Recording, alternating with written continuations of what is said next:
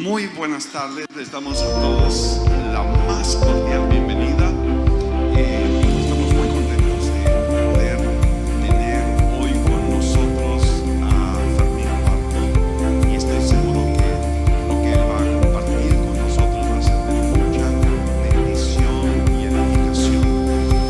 Antes de darle el lugar a él, le hemos pedido a Merari de la Torre y su grupo que nos inspire con unas hermosas canciones para meternos en el ambiente, en la presencia de Dios. Vamos a empezar con una oración. Te damos gracias, Señor Jesús, por este día. Te damos gracias por Fermín, por Merari. Gracias por cada uno de los que están aquí y aún están por llegar. Pedimos, Padre Celestial, que tu presencia y tu bendición llenen nuestros corazones el día de hoy. En el nombre de Cristo, amén. ¿Por qué no le das un fuerte aplauso al Señor y te pones de pie esta tarde? Vamos, iglesia, dáselo más fuerte al Rey de Reyes y Señor de Señores. ¿Cuántos están listos para exaltar al Señor? ¿Cuántos están listos para exaltar al Señor? Dile a la persona que tienes a un lado, dile: hoy vamos a experimentar cosas sobrenaturales. Vamos, díselo: hoy vamos a experimentar cosas sobrenaturales. Dile: ¿estás listo? Dile: a ver, despega el pie derecho, el izquierdo, levanta tus manos, da un grito de júbilo. Y si tú puedes hacer todo eso, es momento de adorar al Señor. Amén. Vamos a darle ese fuerte aplauso al Rey de Reyes. Vamos, sus palmas. ¡Hey! Toda creación cantará al Señor, gritará: Él es Rey. Vamos, quiero escuchar tu voz. Eres el Señor que quitó todo dolor, nos mostró. Vamos, decimos juntos: caminaremos, no nos detendremos. Hay salvación. Vamos, si te sabes esto, dilo conmigo: caminaremos, no nos detendremos. Juntos: hay salvación.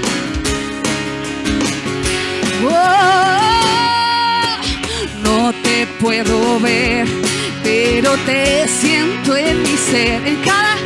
En cada amanecer, ahí estás tú, libre de temor. Ahora soy por tu amor. Bueno es Dios. Juntos: bueno es Dios. Caminaremos, no nos detendremos. Vamos juntos.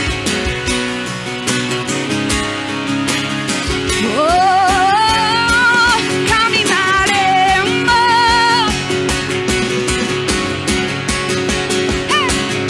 Hay salvación.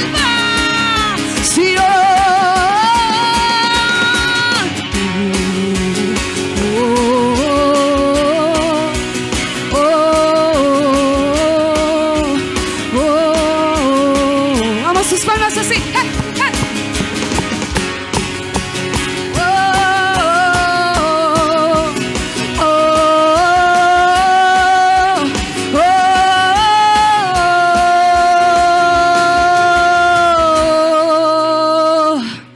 Te amamos, Señor. Eres el deseado de nuestro corazón. Hoy venimos aquí para exaltarte. Hoy venimos aquí para adorarte. ¿Por qué no levantas tus manos ahí en tu lugar? Vamos, levanta tus manos y di conmigo esto: mi salvación. Mi salvación la recibí por un acto de amor. El Hijo descendió y me dio perdón. Mi perdón Vamos una vez más, cantemos juntos. Salvación la recibí por un acto de amor.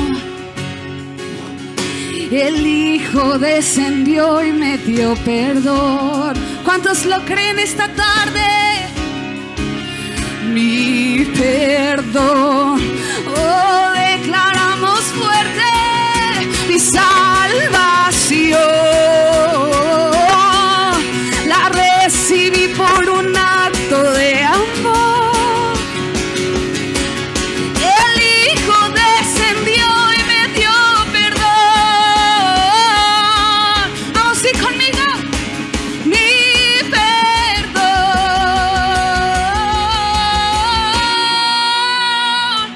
Caminaremos. Vamos, decláralo. Si caminaremos.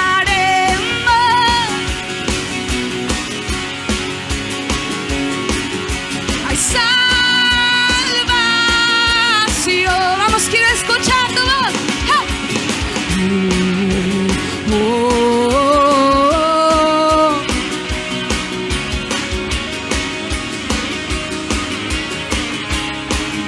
Whoa, whoa.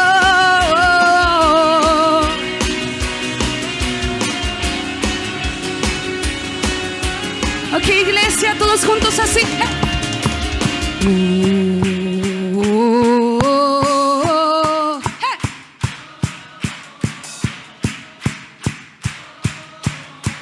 Vamos, por última vez juntos cantamos.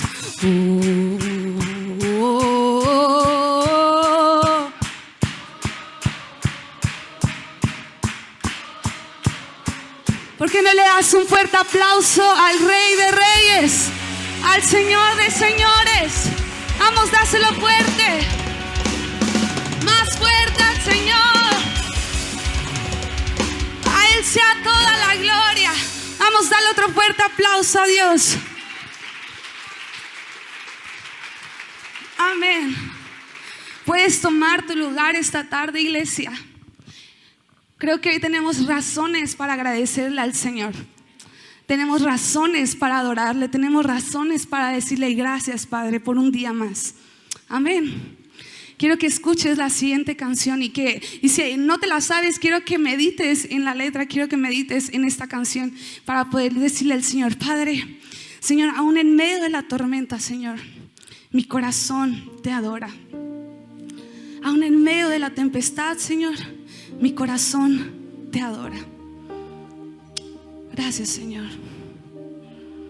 Gracias, Padre.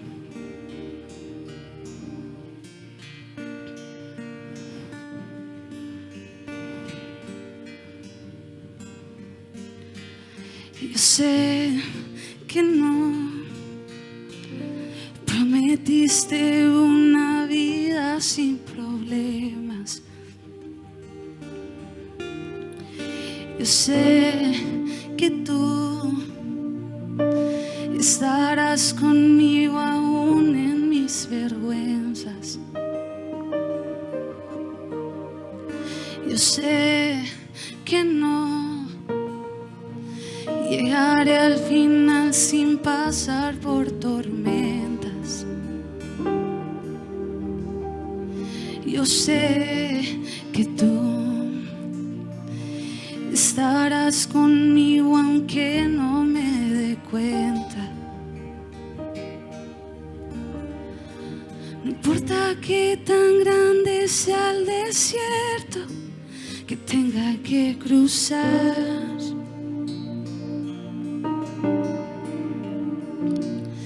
Al final encontraré ese oasis donde voy a descansar.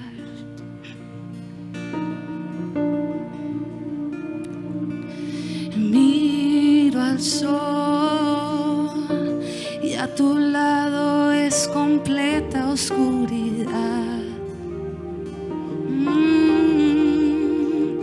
Ni el mar puede comparar cuál sea tu inmensidad.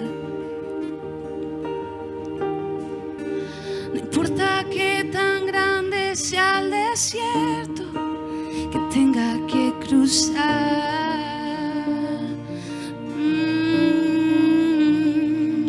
Al final encontraré ese oasis donde voy a descansar. Vamos, ¿por qué no decimos una vez más esto? No importa. No importa qué tan grande sea el desierto que tenga que cruzar. Al final encontraré ese oasis donde voy a descansar. Ven a mí, te necesito para vivir. Ven a mí, dame fuerzas para seguir. Oh, te amo, te amo, te amo, Dios.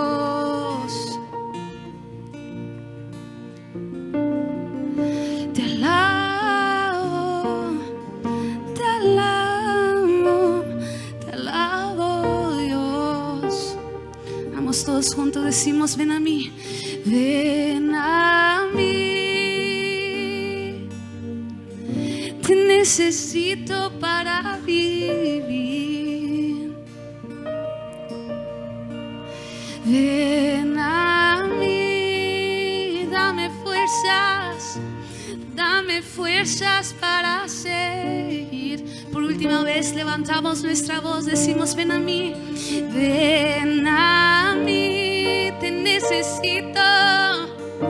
te necesito para vivir. Oh, ven a mí, dame fuerzas para seguir.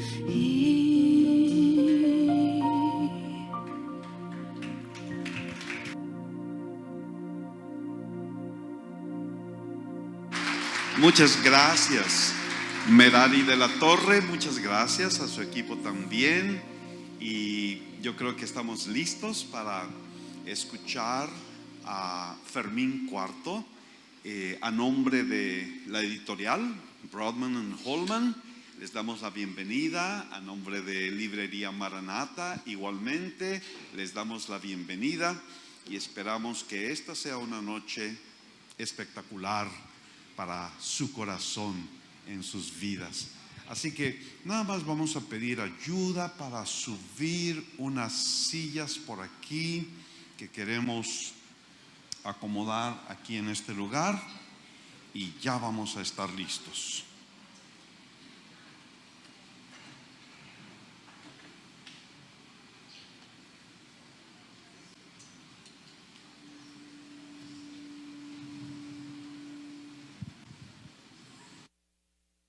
Perfecto. Muy bien, le damos la bienvenida a Fermín Cuarto, por favor.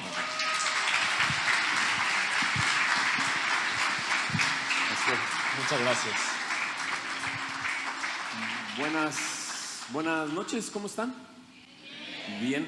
En esta ciudad no había tráfico cuando yo vivía por acá. Hace algunos años yo vivía por acá. Yo soy de 1974.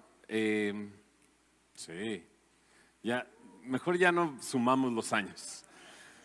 Pero mi mamá es de Cadereyta, Nuevo León. Mi papá es de Marín, Nuevo León. Yo toda mi vida viví en San Pedro Garza García. Ya no tengo el acento regio, pero bueno, no soy tan mal. ¿O me oigo muy chilango o no? Ok. Porque llevamos 23 años viviendo en la Ciudad de México. Me casé con una chica de allá y llevamos ya 23 años viviendo, bueno, ya no viviendo aquí en Monterrey, 2 años viviendo en Cuernavaca y ahora ya 21 años viviendo ahí en la Ciudad de México. Me encantaría, para comenzar, platicarles un poco de mi historia, de cómo, qué estamos haciendo aquí, ¿verdad? Cómo llegamos hasta este momento. Yo crecí ahí en San Pedro Garza García con una familia que, como ya dije, mi papá de Marín, Nuevo León, mi mamá de Cadereyta llegaron a la ciudad de Monterrey pues buscando superarse, ¿verdad? Buscando superarse. Mi papá perdió a su mamá cuando él tenía 4 años y vino en la secundaria a hacer la secundaria acá a Monterrey y ahí comenzó su estancia acá en Monterrey. Se conocieron en Almacenes García. ¿Alguien se acuerda de los Almacenes García? ¿Todavía existen? ¿Sí? Bueno, pues trabajaban mis papás en Almacenes García, mi papá en la bodega, mi mamá en ventas, y se conocieron. Y soy el segundo de cuatro hijos. Bueno, tengo 3 hermanas, yo soy el segundo, el único hombre. Y mi papá, cuando me fue a registrar, él me fue a registrar al registro civil cuando nací, me puso Fermín IV. Mi mamá casi lo mata, porque dices, ¿cómo que Fermín IV? Y ese es mi nombre, no es mi nombre artístico ni nada, sino es mi nombre, en mi acta de nacimiento aparece ahí. Mi bisabuelo era Fermín, mi abuelo era Fermín, mi papá era Fermín y yo soy el cuarto. Mi papá no tiene el tercero, ¿verdad? Sino que él me puso nada más el cuarto. Y estuve en escuelas donde mi papá pues invirtió todo su dinero en la escuela. Él luchó mucho estando ya trabajando en un banco. Cuando aparecía en la lista de las personas que asistían a una junta, aparecían puros licenciados y él decía señor Fermín Caballero. Y luchó con eso tanto que invirtió todo su esfuerzo, su dinero en darnos una educación a mis hermanas y a mí. ¿Te identificas con eso, verdad? Eso es algo que mis papás decían, yo te voy a dar lo que no tuve yo, es una carrera y demás. Entonces se esforzó mucho y nos metió en colegios religiosos, ¿verdad? Y yo era muy tímido de chico, era muy tímido. Entonces la timidez me hacía ser muy pues introvertido y me veían introvertido y el sacerdote llegaba y me decía, ¿no sientes el llamado a ir al seminario? Y yo, no, no. Llegando a la secundaria me empezó a gustar mucho la música. La música fue mi manera de expresarme, pero también mi manera de alimentarme en muchas cosas. Empecé a escuchar música de rock, de metal, muy fuerte, con temáticas muy fuertes, y entonces me empezó a fascinar la idea de la muerte, simplemente como una idea, la muerte. Y recuerdo que en secundaria, tercero de secundaria, en esa escuela nos permitían irnos durante el Halloween disfrazados. Y yo me fui disfrazado de no sé qué, pero traía una cabeza para peinar que tenía mi tía porque estaba estudiando estilismo, amarrado en una correa de perro y manchada con pintura roja y arrastrándola por la escuela. Y como los sacerdotes, los sacerdotes se sacaron de onda claramente, pero como los sacerdotes me buscaban y mis compañeros se daban cuenta de eso, uno de los apodos que me ponían era Fermín Padrecito, ¿no? Este va para Padrecito, Fermín Padrecito. Y mi nombre también me metió en problemas, ¿no? Porque mi nombre era bastante extraño. Cuando pasaban lista decía Fermín ¿qué? ¿Fermín IV? Y entonces todo el mundo se enteraba que era Fermín IV. Y de ahí, ya sabes, la secundaria, primaria, no basta sino un detalle para que empiecen a burlarse de ti. Y me decían Fermín Recámara, Fermín Cocina, Fermín sexto, Fermín 23, de todo.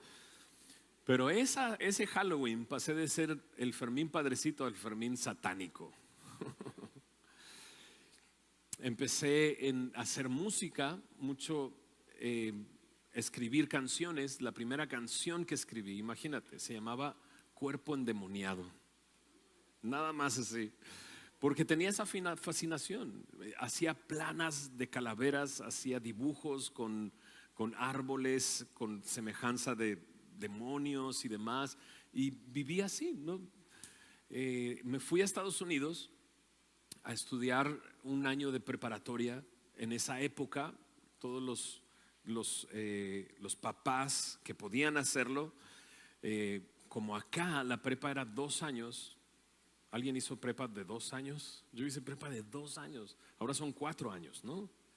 ¿O 3? Bueno, eran 2 años. Entonces siempre como que estábamos adelantados, por así decirlo. Y entonces mi papá me mandó un año como un exchange student a Estados Unidos, como un estudiante de intercambio. Y ahí aprendí inglés. Y ahí conocí más música y conocí el rap. Y escuché un poco de rap en ese tiempo. Regresé acá para estudiar la universidad. Yo quería estudiar música. Mi papá no me dejó estudiar música. Me dijo, ¿músico? ¿Qué? No. Claro, como tenía esas expectativas de que iba a pagar una carrera, entonces no quería que estudiara música. Decía, si estudias música vas a terminar de maestro de música en la secundaria. Y yo, pues, ¿qué tiene de malo, papá? Pero no lo entendía. Y la siguiente carrera que pensé, dije, bueno, filosofía y letras, ¿no? Porque me gustaba escribir. Mi papá me dijo, no, para nada. Y estando en Estados Unidos, estudiando en la preparatoria ya, hubo laboratorio de biología. Y nos daban, ¿cómo se llaman? Gatos en formol, ranas, diferentes animales para que nosotros los abriéramos. Y cuando yo comencé a abrir eso dije, wow, quiero estudiar medicina. No para servir a la gente, sino porque me empezó a fascinar que había dentro del cuerpo y todo lo que científicamente podía aprender acerca de la biología. Y me metí a medicina. Y en medicina se inscribió el hijo de un amigo mío, de un amigo de mi papá, que se convirtió en mi mejor amigo en toda esa época, Enrique. Y Enrique tenía un grupo de rap. Él era de Nuevo Laredo, Tamaulipas. Y tener un grupo de rap en esa época no era un grupo de rap de rapear, sino de bailar. Bailaba en 15 años y hacían sus rutinas y demás. Pero él traía una caja llena de cassettes de rap. Y cuando yo le platiqué, viniendo de Estados Unidos, escuché este grupo, escuché este otro grupo, empezó a comprar esos discos y empezamos a escuchar rap y me fascinó el rap. Y cuando yo escuché rapear en español, yo dije, yo puedo hacer eso. Y recuerdo que una tarde me fui a una bodega que tenía mis papás, donde había un teclado, donde había una casetera de doble cassette, ¿no? Los jóvenes no saben qué es una casetera. No saben lo que significa esperar a que se regrese la cinta y volver a escuchar la misma canción después de un tiempo. Y empecé a hacer mis pistas. Empecé a grabar de un cassette a otro cassette y empecé a grabar voces, y en una tarde hice 3 canciones. No te puedo decir los nombres de las canciones, no se me permite decirlo aquí. Pero escribí 3 canciones y recuerdo que llegué con Enrique y le dije, ahí están tus 3 canciones, ¿no? Y las escuchó y dijo, wow, y descubrí que podía expresarme a través del rap. Comencé a formar grupos de música, de punk, rap y diferentes, y ahí encontré la manera de yo tener una voz y decir lo que pensaba. Hasta que en el año 96 formé un grupo que se llamaba Control Machete. Un grupo bastante agresivo para el momento en el que estábamos haciendo música. El día de hoy ya lo agresivo ya no tiene una definición como tal. Pero en esa época era un grupo bastante agresivo. ¿Y de dónde surgió esa agresividad? Surgió pues en parte de mi timidez, en parte de ese tiempo en que se burlaban de mí y yo lo guardaba, no podía responder, por lo tanto lo guardaba y guardaba rencor y guardaba odio dentro de mi corazón. Crecí pues en una religión tradicional, ¿no? Como católico, pero en ese tiempo yo ya renegaba de todo lo que pareciera un sistema que tratara de gobernarme. Encontré en el rap esa manera de descubrir y representar esa rebeldía antisistema. Y empecé a escribir canciones y con este grupo salí a muchos lugares hasta que un día, estando en un lugar, conocí una chica. ¿Dónde está mi chica? Nos conocimos. Ella trabajaba en un canal de videos que se llamaba Telehit, y comenzamos a platicar y a relacionarnos. Comenzamos una relación. Me acuerdo que un domingo ella la vi por la tarde y la vi súper contenta. Y dije, órale, ¿qué onda? ¿De cuál fumaste o qué? Mi vida en ese tiempo estaba entre las drogas, entre el alcohol, entre el pecado. Y me recuerdo que me dijo, no, vengo de la iglesia. Y yo, caray, es que soy cristiana. Y le dije, pues yo soy Fermín. Porque no tenía una manera no significaba otra cosa el que ella fuera cristiana para mí. Recuerdo de niño haber pasado por alguna iglesia bautista cerca de mi casa, pero me recuerdo mucho el que mis papás me decían, esas son sectas, no te acerques ahí y demás. Y entonces todo eso para mí reflejaba eso. Pero ahí me encontré haciendo preguntas. A ver, si eres cristiana, entonces, ¿qué piensas de esto? Porque nosotros pensamos en esto, porque según yo sabía de religión, ¿verdad? Y Tere lo que hizo muy sabiamente fue regalarme una Biblia. Y me regaló una Biblia y me dijo, pues búscalo tú. Y dije, pues lo voy a buscar. Y empecé a leer esa Biblia y a buscar en la Biblia cosas que me habían enseñado de niño y no las encontré.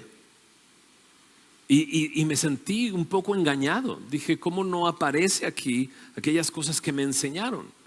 Pero encontré cosas que no me habían enseñado y que comenzaron a sorprenderme. Uno de los versículos que más me llamó la atención fue Romanos capítulo 5 versículo 8.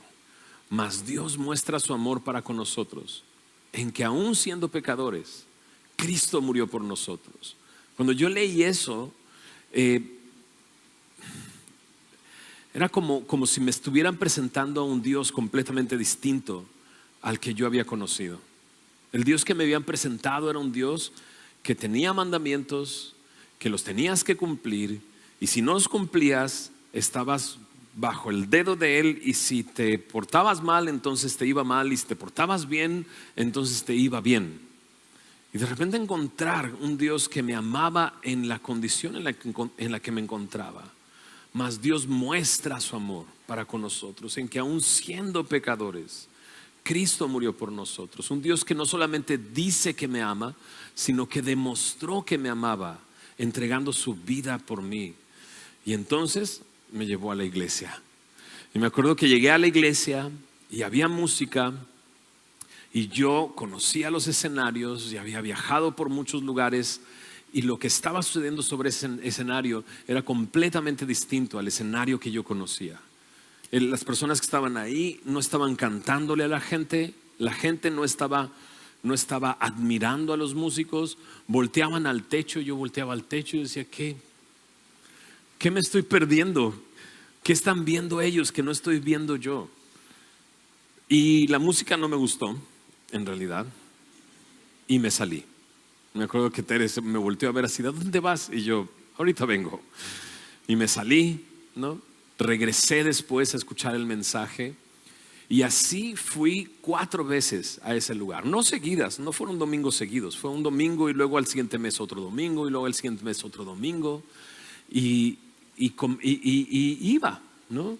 Y me acuerdo que era el año 99, el grupo en el que estaba era muy famoso en ese momento y recuerdo que sentirme incluso incómodo, ¿no? Porque yo estaba sentado en mi fila y de repente veía una carita que se volteaba así. Y se me quedaba viendo y cuando volteaba se escondía yo. Nadie me saludaba, nadie me daba la bienvenida. Era extraño, simplemente era extraño. Pero lo que era constante es que aunque fueron predicadores distintos cada vez que fui, al final de la predicación la persona decía: Dios quiere tener una relación contigo a través de Jesús y de lo que hizo Jesús por ti. Y eso empezó a llegar a mi corazón. Yo decía, ¿una relación? O sea, ¿cómo? Porque en ese momento muchas de mis relaciones estaban rotas por mi soberbia, por mi egoísmo. Y yo decía, bueno, si Dios quiere tener una relación conmigo es porque no me conoce. Porque si me conociera, sabría que va a salir lastimado. Qué ingenuo era, ¿verdad? Pero cada vez escuchaba eso. Y las primeras 3 veces recuerdo que Tere me decía, ¿quieres pasar? Y yo, no, claro que no. Pero la 4ª vez se presentó una persona, así como estoy yo, platicando su historia. Y cuando platicó su historia, me identifiqué con su historia. Dije, si Dios lo cambió, entonces a lo mejor me puede cambiar a mí. Yo no estaba buscando cambiar. Yo tenía todo lo que había soñado. Siempre siempre soñé con hacer música, con que la gente conociera mi música y cantara mi música, y lo había logrado.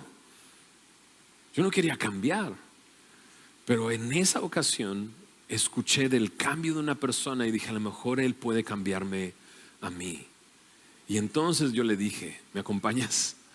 Y pasé al frente. No entendía mucho lo que estaba haciendo, pero ahí comenzó mi vida en Cristo. Ahí comenzó a ver, empezó un proceso donde comencé a conocer quién era Él. Cuando Él me rescata completamente de las drogas que yo consumía en ese tiempo, ¿no? Cuando vi que quitó esa necesidad que había en mí, entonces yo dije esto: necesito conocer más a este vato. No sé por qué, pero yo le decía vato a Jesús. Necesito conocer más a este vato. ¿Qué más puede hacer? ¿No? Y recuerdo que comencé a venir a una iglesia aquí en Monterrey. Empecé a ir a esa iglesia, empecé a escuchar, empecé a conocer más, empecé a entender qué es lo que había hecho por mí. Empezó a cambiar mi vida. Eso sucedió en el año 2000, hace, no lo puedo creer, 23 años. Hace 23 años. El día de hoy soy pastor en una iglesia que se llama Semilla de Mostaza, allí en la Ciudad de México. Llevo 18 años como pastor enseñando la Biblia. Y puedo decir ayer estaba con un amigo y estaba compartiendo un poco mi cambio y mi transformación. Y él me veía como, bueno, es que yo soy pecador, pero ¿tú qué? ¿No? Y yo así, no, yo soy pecador y necesito de Cristo día tras día. Y he entendido eso. A través de todo este tiempo que he estado enseñando la palabra, me doy cuenta que Dios es mucho más grande de lo que yo pensaba, ¿no? Es mucho más santo de lo que yo podría entender, que me ama a pesar de lo que soy y que yo lo necesito aún más el día de hoy que hace 23 años, ¿no? Y ha sido un caminar muy, muy padre. Con la chica que me llevó a la iglesia, pues me casé, ¿no? Hace 23 años, en el 2000. En el 2002 nació nuestra primera hija, Camila, ya acaba de cumplir 21 años. Mi hija Valentina está a punto de cumplir 19 en un par de semanas. Y mi hija Roberta tiene 15 años que los acaba de cumplir. Y ha sido algo increíble, ¿no? Increíble. aún siendo la familia pastoral, digámoslo así, necesitamos tanto del Señor y vivimos dentro de nuestra familia, vivimos siendo honestos y reales con nuestra necesidad de Cristo en toda nuestra relación entre nosotros, y podemos ver a Dios en nuestra vida y podemos ver a Él transformando nuestras vidas mientras le seguimos. ¿Sabes? Jesús llegó un día al mar de Galilea y encontró a Pedro y Andrés, a Simón y Andrés, a Juan y Jacobo, que estaban unos echando las redes, otros remendando las redes. Y se acercó con ellos y simplemente les dijo: sígueme, sígueme. No les dijo nada más sígueme, les dijo: sígueme y haré que seas un pescador de hombres. Eran pescadores, estaban echando las redes, estaban remendando las redes. Pero ahora dice Jesús: sígueme y yo haré que seas pescador de hombres. He entendido que el llamado que Dios nos ha hecho es simplemente a seguirle, y Él va a transformar nuestras vidas. Porque así lo dice: sígueme y yo haré que tú seas un pescador de hombres. El llamado que Dios nos ha hecho es a seguirle. Yo no sé si tú estás aquí por primera vez, si estás de visita, si eres parte de esta iglesia o vienes de otra iglesia. Yo lo único que quisiera que te quedaras con mi historia es que Jesús te está llamando a ti también, no nada más a mí, a seguirle. A veces pensamos que la iglesia es solamente para gente buena, ¿no? Y yo he invitado a gente a venir a la iglesia. Ven, y dice: no, déjame arreglar mi vida y luego ya voy. Pues nunca van a ir, porque podrían arreglar su vida. No, el único que puede arreglar su vida y transformar su vida es Dios. Entonces el mismo llamado que me ha hecho a mí es el mismo llamado que te quiere hacer a ti: sígueme. Y puedo decir una cosa: vale la pena seguirle. Vale la pena decirle a Dios: sí, Señor. ¿Okay? Sí, Señor. Muy bien. Me encantaría poder invitar aquí adelante a Emanuel Elizondo. Él es el culpable de que el libro que trae en las manos sea parte, esté escrito y esté editado. Emanuel Elizondo, un aplauso para él.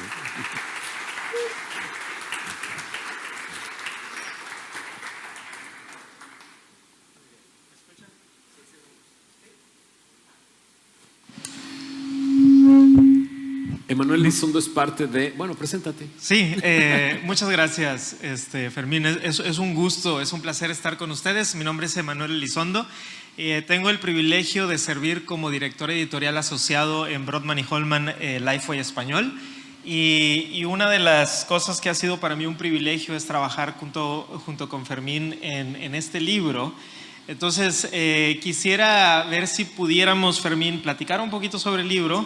¿Y qué te parece si después de preguntas y respuestas lees un pedacito también del libro para que los hermanos aquí puedan escucharlo y nuestros amigos que están aquí?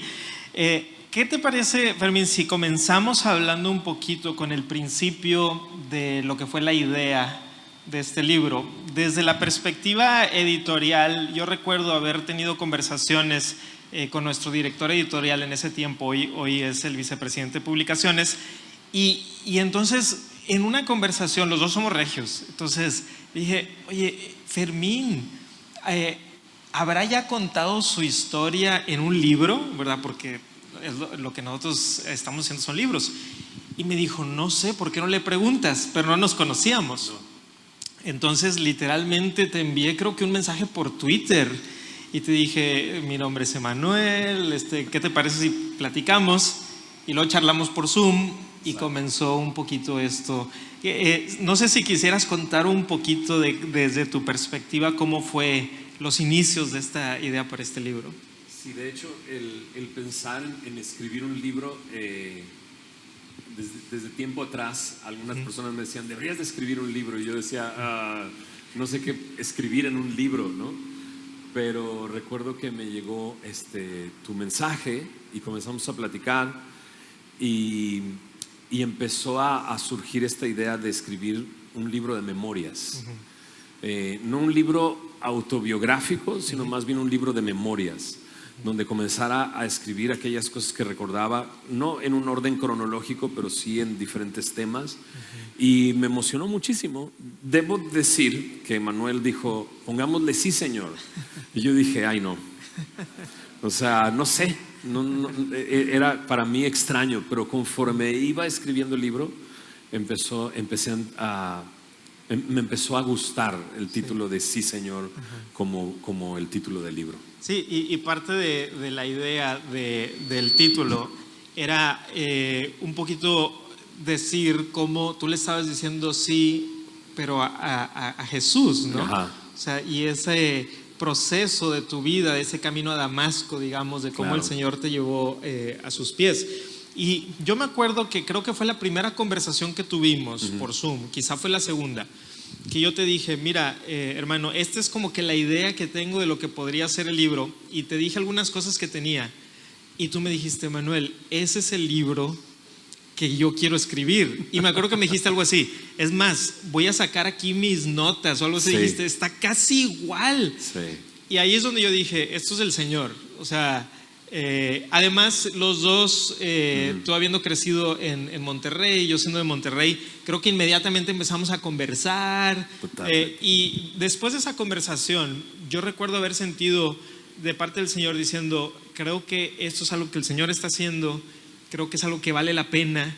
Y entonces comenzó para ti un reto enorme, y era de escribir, o sea, de sentarte a escribir. Exacto. Un libro de 200 y pico de hojas que no es sencillo. Entonces no sé si quieras platicar un poquito del proceso de escribir y luego podemos hablar un poquito del contenido del libro.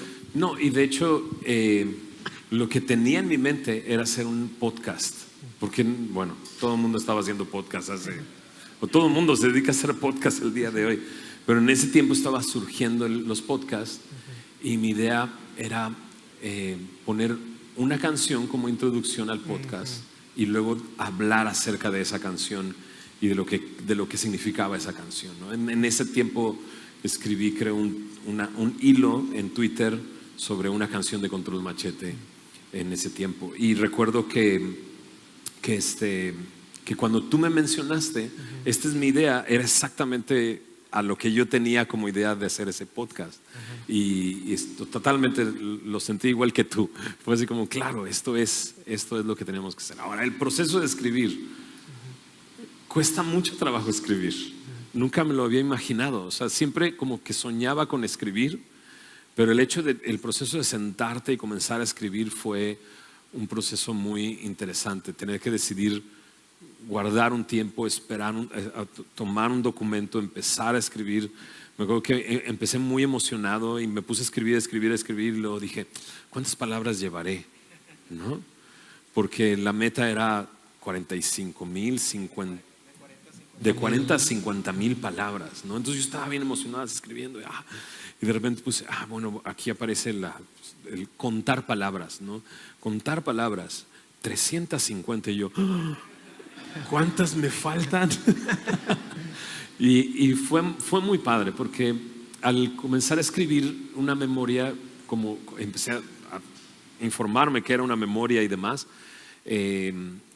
entendí que una memoria tocaba ciertos temas en los capítulos y eso me ayudó mucho a estructurarla, ¿no? Quiero hablar en este capítulo sobre esto, en este capítulo sobre esto, en este capítulo sobre esto, y eso me ayudó bastante, ¿no? Entonces también tú me dijiste, un libro no se escribe de principio a fin. O sea, podrías comenzar a escribir el capítulo 8 mientras estás escribiendo el capítulo 1, y eso también me ayudó bastante. Y de hecho recuerdo que los primeros, que se llaman los primeros borradores que me enviabas, tenías a veces 3 párrafos del capítulo 1 y luego tenías 2 hojas del 10. Exacto. Y tú mismo lo estabas construyendo, ¿no? Y creo que eso es algo que quería platicar un poquito porque tú ya tenías muchos años de escribir canciones. Exacto. Y de pensar, porque para escribir un libro como este, como cualquier libro, se necesita una creatividad, ¿no? Pero ahora el reto, me parece a mí, era tomar una canción que a lo mejor son 100 palabras, 200 palabras, ahora 40,000 es otra cosa. Sí. Entonces, creo que es bonito esa parte, ¿verdad?, en donde te sientas. Y una pregunta desde que podemos hacerle al escritor es, ¿cómo empezaste a decidir qué ibas a poner en el libro? O sea, porque imagino que empezaste a pensar. Sí. Ajá. Pues lo que me acordara. Lo que estaba en mi memoria. No, fíjate que también se me ocurrió platicar con ciertos amigos y hacer una sesión de Zoom, grabarla y platicar con mis amigos. Entonces platiqué un poco con mis amigos con los que primero formé un grupo. Platiqué con Juan Ramón Palacios. Le escribí, le dije, quiero platicar contigo, a ver que me recuerdes ciertas cosas. Y un video en YouTube está en el carro, ¿no? Que van platicando. vamos platicando. Sí, ¿verdad? Ajá. Exactamente. Y también le hablé a Jardiel Padilla. No, Jardiel Padilla, bueno, para nosotros que nos dedicamos a la música en esa época, tenía un periódico que se llamaba La Roca, donde escribía acerca del rock. Y entonces le escribí y él me recordó algo muy curioso. Lo platico. Jardiel Padilla trabajaba en el norte y me dijo, yo te conocí antes de que hacías música. Y yo no me acordaba, o sea, tenía completamente borrado ese episodio de mi vida. Y me dice, es que nosotros hicimos una convocatoria para personas que estaban en la prepa, que quisieran escribir cosas que sucedían en su prepa. Y me dice, ¿y tú fuiste a verme? Y yo, ¿qué? Y me dice, tú fuiste a verme, llegaste a las oficinas del norte, te sentaste, me dice, te recuerdo como un personaje muy extraño, porque me decías, que le decía yo quiero escribir, pero quiero escribir de la muerte. Así. Y que él decía, no, pero necesitamos que escribas acerca de la prepa y de lo que sucede en la prepa y demás. Le dije, no, yo quiero escribir sobre la muerte. Y que así me paré y me fui. Entonces, eso me ayudó mucho. Platicar con amigos, recordar momentos, recordar escenas. Y eso me ayudó a crear este material y estas memorias para empezarlo a escribir. Fue un proceso muy interesante porque empecé a recordar cosas y es difícil de repente recordar cosas que tú hiciste y que a lo mejor quedaron inconclusas. Entonces eso fue muy interesante. Y me llama la atención ahorita que estás mencionando sobre escribir de la muerte, porque en este libro de Sí Señor hablas al respecto. Así es. Hablas de la realidad de la muerte, hablas de tu enfrentarte con seres queridos, ¿verdad? Que habían fallecido, preguntas que tú te haces, pero cómo ahora desde la perspectiva de la vida que Cristo da. Quisiera, si pudieras hablarnos un poquito, y no vamos a spoilear el libro tampoco, pero creo que tenemos que hablar del libro, ¿no? Sí. Háblanos un poquito del primer capítulo y por qué decidiste empezar así, con esa escena de impacto. Sí, no comenzó el libro con mi nacimiento o con el principio, sino con la primera vez que estuve en la televisión. Por eso le hablé a Juan Ramón Palacios. Pero él no se acordaba y yo sí me acordaba. Y luego lo confirmé con mis hermanas y me dijeron, claro que sí. Entonces comienzo el libro estando frente a la televisión, interpretando algunas canciones de mi banda anterior que se llamaba Prófuga del Metate. Prófuga del Metate era una banda bastante ecléctica, rara. Teníamos canciones de 20 segundos de punk. Había una canción, bueno, les platico eso. Teníamos una canción que se llamaba La La Light. Hablas de eso en el libro también. Sí, es que había un momento en que había Lala y no había La La Light. Y llegó la La La Light. O sea, a lo mejor tú ya naciste en un mundo donde había La La Light, pero antes había leche nada más. Y de repente surgió La La Light, ¿no? Y con mi grupo, como hacíamos canciones entre chistosas, entre historias, escribimos una canción que se llamaba La La Light, que duraba 24 segundos. Y lo único que decía era... es leche de vaca que no me acuerdo. Pero fíjate, y aquí está la letra, y me acuerdo que Sí. aún con esa letra quizá graciosa, estabas haciendo una crítica también a ese de que... Ya me acordé. No, ya se me olvidó. Ya está. No, dice, Es para que lo lean. es el libro. leche de vaca que no engorda nada. Sí, Es leche entera de vacas atletas. sí. Y con tu merienda te cuida la dieta. Sí, porque Y era todo lo que decía. la cuestión era que te tomabas la leche light y con un pastel enorme, ¿verdad? Es el chiste de dame 5 tacos de chicharrón y una Coca Light. Sí. Bueno, pero entonces estabas en este programa. Ok, estábamos en este programa y recuerdo que en ese tiempo, bueno, sí, Desvelados apoyó a muchas bandas y nos llevaba a las bandas a tocar ahí nuestra música. Pero nuestro grupo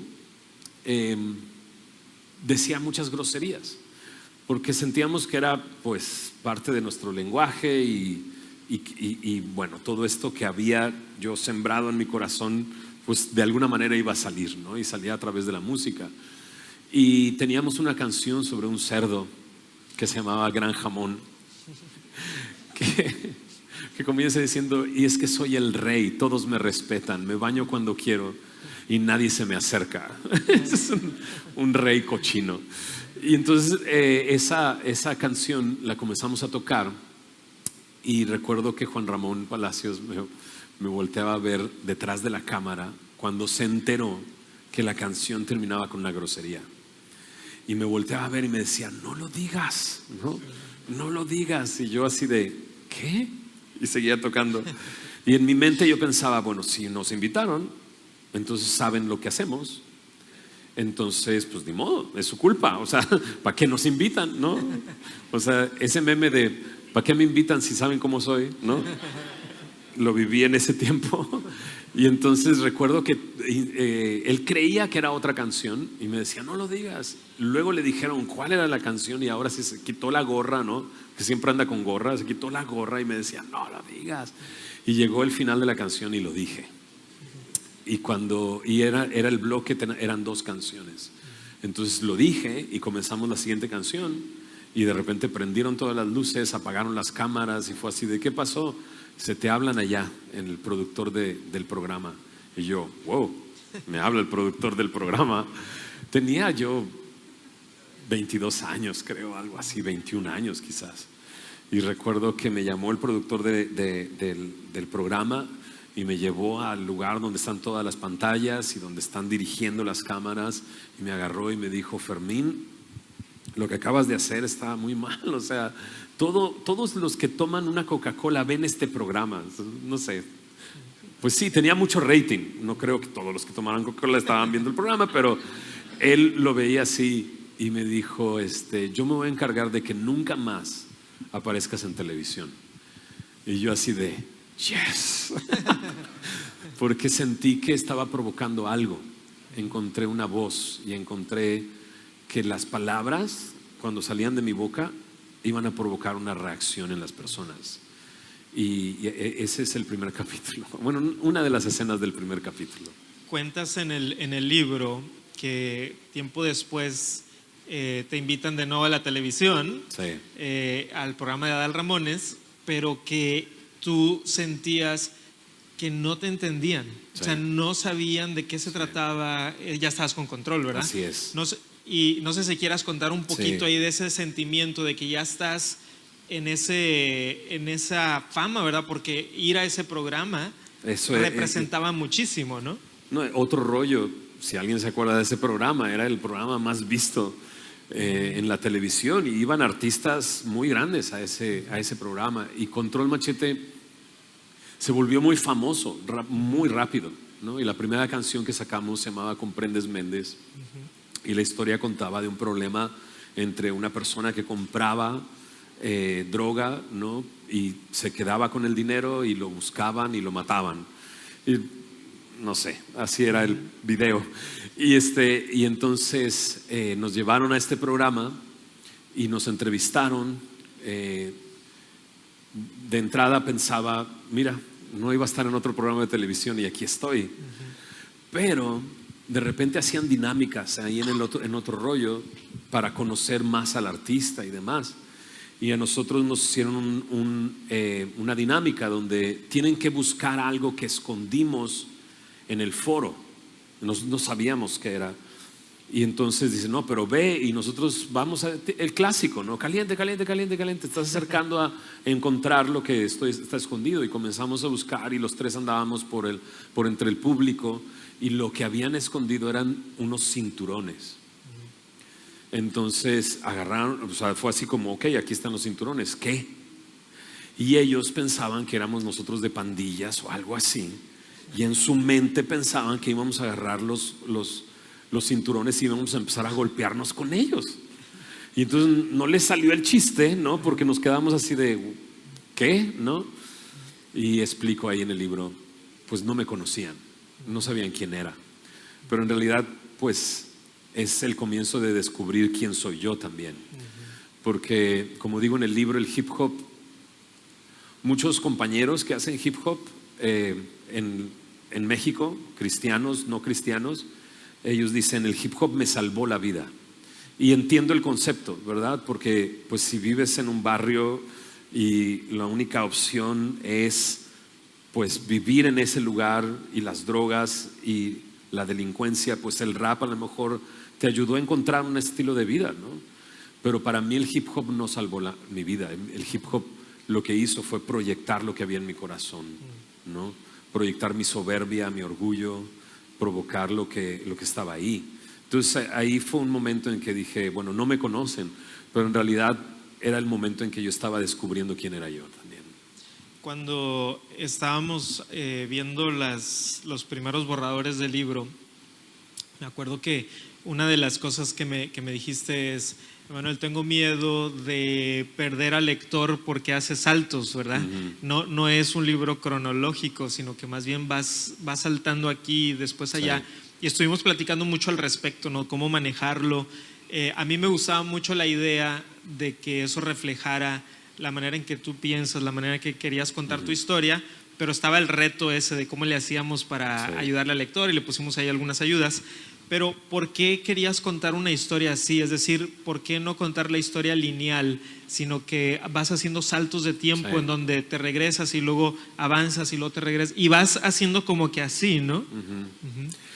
Yo porque creo que así es, cosas que nos suceden ahorita, luego hay cosas que suceden 5 años más adelante y que tienen relación con otros momentos que viviste en tu vida y que al juntarlos como que de repente empiezan a encajar.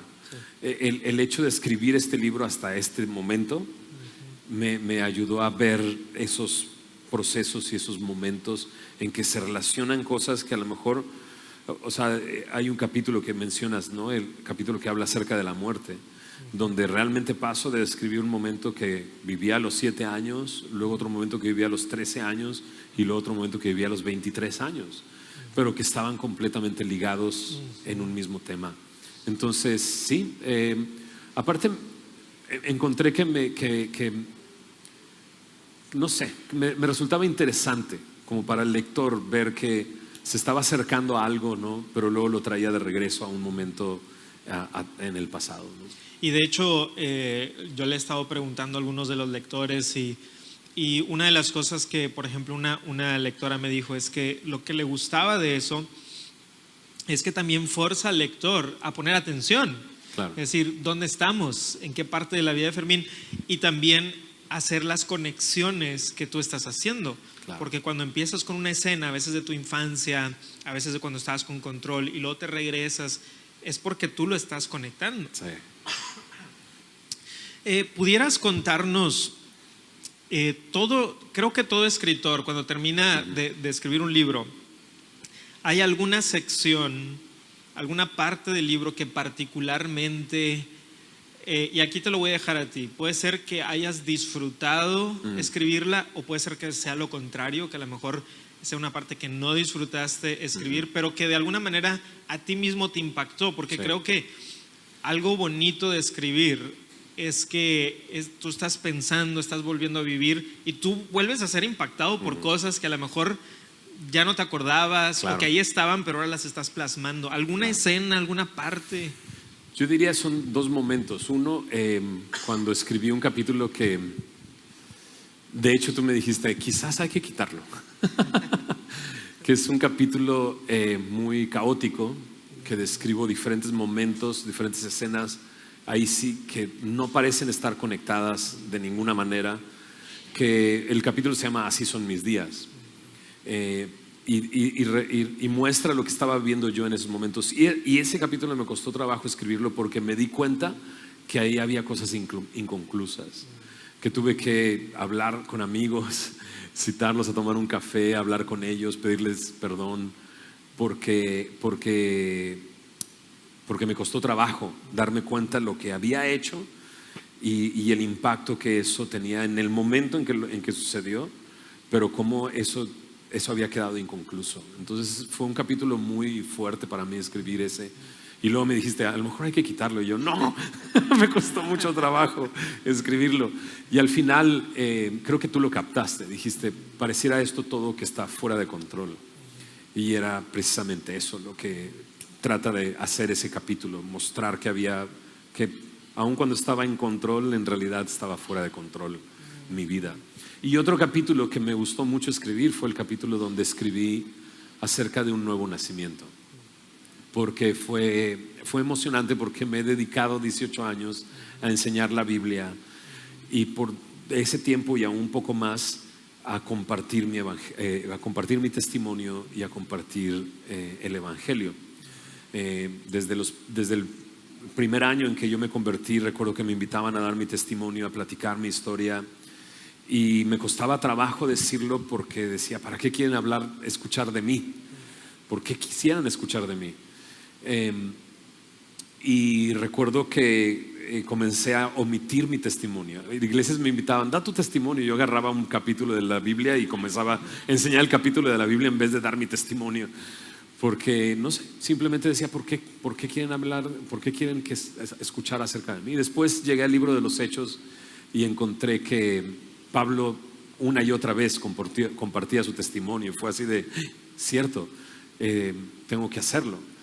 Y es parte de este proceso del libro, pero ese capítulo donde habla de un nuevo nacimiento fue muy lindo para mí escribirlo, porque fue como poner en papel algo que he estado haciendo por muchos años y que he entendido que ha llevado a otras personas a conocer a Cristo y ha impactado sus vidas.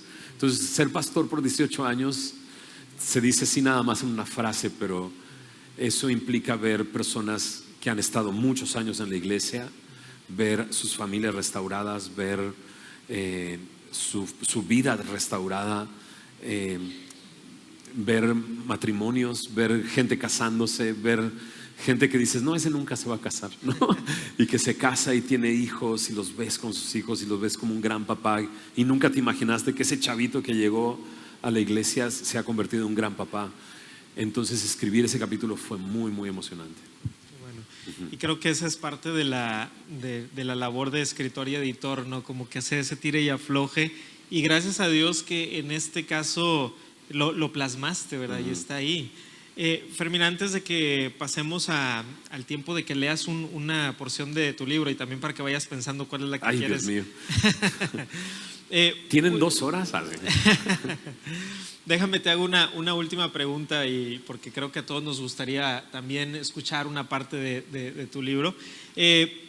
Mi última pregunta para ti tiene que ver con el propósito de este libro. Es decir, cuando tú estás escribiendo este libro y todo el proceso que fue desde las primeras conversaciones, escribirlo, editarlo, porque también fue otro proceso, el proceso de edición, y ahora tenerlo publicado, ¿qué estás tratando de comunicar con un libro como este? Claro. Bueno, sé que por alguna extraña razón hay personas que me conocen de antes y que siguen siguen viéndome como esa persona de antes. Por alguna razón, Control Machete y la figura que tuve yo en ese proceso del grupo sigue estando muy presente. Y creo que tiene que ver con muchas cosas. Tiene que ver con YouTube y cómo YouTube te hace estar ahí y la gente te ve ahí y piensa que eres el mismo que está ahí en ese video, ¿no? Entonces, sé que mucha gente me conoce de ese tiempo y para mí este libro es como decirles, esta es la historia, esto es lo que ha pasado. Y muchos ni siquiera saben que soy pastor, o sea, en realidad, porque dejaron de escucharme en la música y listo, o sea, no hay ninguna otra referencia. Entonces, para mí es como esa introducción a decirles, esto es lo que ha pasado y esto es lo que sucedió. Y cómo hubo un cambio de una expresión que se llama sí, Señor, que decimos aquí en Monterrey todo el tiempo, Iñor, ¿no? Sí, Señor, y la cantamos cuando cantamos el corrido de Monterrey, a convertirse a un sí, Señor, decirle sí al Señor. Pero también creo que es un libro que cuando leemos historias, a mí me encanta leer historias y me encanta leer memorias porque inspiran. Y pretendo eso, pretendo para el creyente el que sea una inspiración. ¿A qué? Pues porque a nuestro alrededor hay mucha gente que no conoce a Cristo. Y pretende eso, ser una inspiración para decir, claro, o sea, mi hijo puede, Dios puede transformar su vida, mi vecino, Dios puede transformar su vida, ¿no? Mi tío, Dios puede transformar su vida. Entonces, él tiene esos dos frentes, ¿no? A la persona que no conoce a Cristo, el poder conocer esa historia que transformó mi vida, pero también para el creyente que se convierta en una inspiración para que vean a su alrededor aquellas personas que pareciera que Dios no puede transformar, pero que es cierto, puede Dios transformarlas. Así es. Y vamos a escuchar ahora de Fermín una lectura aquí del libro. A ver. Sí, te lo paso. Y déjeme, mientras Fermín va encontrando ahí un lugar, porque lo puse aquí medio a la mera hora, pero sé que va a ser de gran bendición. Déjeme nada más animar a cada uno de ustedes a poder adquirir una copia del libro, tanto para ustedes, y creo que también es un buen regalo para dar a otras personas que van a poder escuchar sobre este tema de redención, de cómo Dios redime, cómo Dios cambia, cómo Dios transforma, y creo que va a ser de gran bendición tanto para ti, si lo quieres leer, como para otros. Y pensemos también en cuántas personas podemos nosotros compartirles el Evangelio del Señor Jesucristo por medio de un recurso como este, que quizá no te van a aceptar otro tipo de libro, que dicen, no, es que es un libro demasiado religioso o lo que sea. Pero si tú les presentas una memoria, digan, ok, estoy dispuesto a leerlo. Y de esa manera, como ahorita lo mencionó Fermín, como Pablo cuenta su testimonio, ¿verdad? El libro de los Hechos, y me llama la atención que cuando cuenta su testimonio, expande sobre ellos. De hecho, son narrativas largas, donde Pablo está diciendo, esto fue lo que me pasó, así es como Dios me transformó. Dios también te puede transformar a ti, porque al final eso es lo que queremos decirle a las personas, que Cristo transforma verdaderamente, que Cristo redime. Entonces, Fermín, ¿cómo ves? Ay, no sé. ¿Sí? Por cierto, trae fotos. Trae fotografías también. Ajá. Trae unas cuantas fotos por ahí. Mi amigo Jabu sale aquí, mira. Que aquí está, Jabu. Bueno. Pues creo que este capítulo va. Esto es el capítulo 9. Intento seguir viviendo igual. Dice, ¿cuántas veces he detenido el sol a mediodía? Porque ya no quiere vivir más atardeceres. ¿Cuántas veces? Porque ya no quiere vivir más amaneceres. De perros amores, contra un machete, año 2000. Indagando en la profundidad de mis emociones, ubico mis intereses, elijo mis prioridades, incorporación de amistades, comunidades, segundos y terceros, prioridades, canción inédita, Fermín IV, 1999. 1999 DF. Bueno, la voz que se escuchaba era de Rogelio, de Prófuga del Metate. Llamarle era ponerme en contacto con una época menos confusa, no del todo lúcida, pero sí más tranquila, como cuando encuentras un refugio inesperado durante una tormenta. No sé qué me está pasando, le dije inmediatamente. No le pregunté si podía hablar, no le pregunté cómo estás. Él reconoció mi voz. Era la época donde no había celulares que reconocieran el número desde donde te llamaban. De hecho, marqué a su casa. Al sentarme en la orilla de la cama pude ver mi reflejo en el espejo. encima de la cómoda de mi habitación del hotel. Era el mismo hotel, era mi amigo del otro lado del teléfono, era mi rostro, pero yo ya no me sentía igual y no sabía por qué. ¿Qué?, me contestó. Los dos ya no estábamos despiertos. Yo había caminado del Bulldog, el antro donde parábamos generalmente, y eran las 3 de la mañana. No era tarde para mí, en realidad era muy temprano. Salir del Bulldog mientras amanecía era lo común, pero salirme solo, sin decirle a nadie, para ir al hotel no era común. Me estaba sintiendo incómodo en el lugar donde podía bailar como los Bee Gees sin saber bailar, donde podía cantar como Alejandro Fernández sin dar una sola nota bien, donde me había sentido en libertad de hacer el ridículo, claro, con unos cuantos desarmadores encima y un par de Tom Collins. Mientras veía mi reflejo en el espejo, preguntándome qué me estaba pasando, volví a escuchar la voz de mi carnal en el auricular. Estás borracho, Fermín. Eso es, vete a dormir. Rogelio tenía un horario de trabajo regular, no como el mío. Pretendía descansar para salir a trabajar muy temprano al día siguiente. Yo le dije, no, carnal. Pensándolo un poco, corregí en el momento. Dije, bueno, sí, pero no sé qué me está pasando. Si con alguien había pasado noches enteras tomando, era con él. Sentarnos en la entrada de su casa mientras escuchábamos música, tomando un cartón de cervezas, era muy regular. Si alguien podía reconocer que yo estaba borracho, era él. Pero yo seguía diciendo, no es solo eso. Después de disertar unas cuantas cosas, me acordé de que en los últimos días tomé algunas decisiones. Yo creía que no había pasado nada cuando pasé ese domingo al frente de la iglesia para recibir a Cristo y creer en Él. No le había dicho a nadie que fui, que llevaba varios domingos yendo, que había comenzado a platicar con Dios y a preguntarle cosas, que sentía que me estaba hablando cuando escuché lo que dijeron ahí en la iglesia. Me quedé callado unos segundos. Fermín, ¿ya te dormiste, carnal?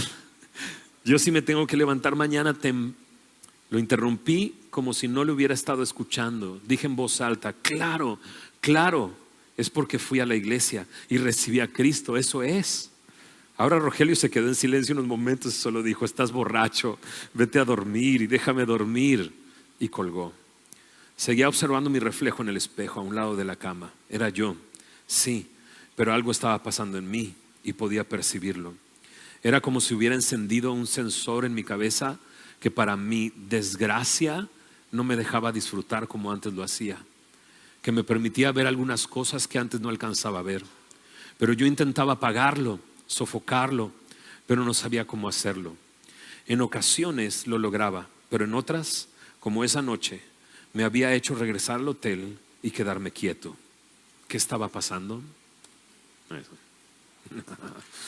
Muy bien.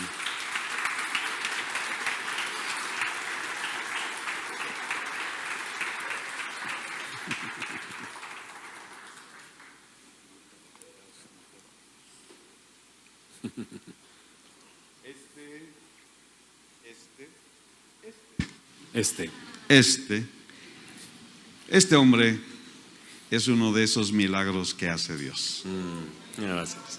Qué hermoso, qué emotivo, qué significativo el escucharlo decir, andaba en las drogas o en el pecado o en el alcohol, pero a través de una bella mujer.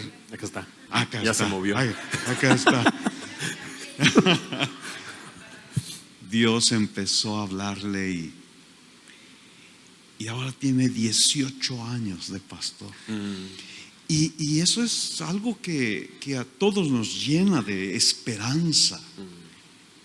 Dios puede hacer esa clase de cosas, esos milagros, Dios los puede hacer. Y quizá alguien aquí necesita un milagro así hoy. Así es. ¿Por qué no oras? Sí, claro. Por que Sí, Dios claro. haga esos Sí, claro. milagros. Hagamos una oración, ¿les parece? Señor, gracias por ser tan bueno. Gracias por tenernos aquí, Señor. Gracias porque, Señor, tú sigues siendo el mismo ayer, hoy y por los siglos. Y tú, Señor, que caminaste por esos pueblos transformando vidas, dando vista a los ciegos, haciendo escuchar a los sordos, a los paralíticos, Señor, los hiciste caminar, Señor. A los endemoniados, Señor, tú les diste libertad. Señor, incluso a los muertos, Señor, tú los trajiste a la vida una vez más. Señor, gracias, Señor, porque siendo tú el mismo, tú quieres hacer eso mismo aquí entre nosotros, Señor. Señor, yo te ruego que tú abras los ojos, Señor, que tú transformes vidas, Señor, que tú puedas rescatar a aquel que necesita, Señor, ser rescatado. Te pido, Señor, que tú al que le has hablado, Señor, el día de hoy a través de este testimonio, Señor, y se ha dado cuenta que tú le amas así como Él está y que tú quieres transformarle, Señor. Señor, que tú hagas la obra, que tu Espíritu Santo, que dice tu palabra, convence de pecado, de juicio y de justicia, le convenza, Señor, para darse cuenta de su condición, pero también para darse cuenta de lo bueno que tú eres, Señor. Y como tú enviaste a tu Hijo Jesús a morir por sus pecados y que, Señor, resucitaste el tercer día, Señor, dándonos la muestra de que hay una vida en ti, Señor.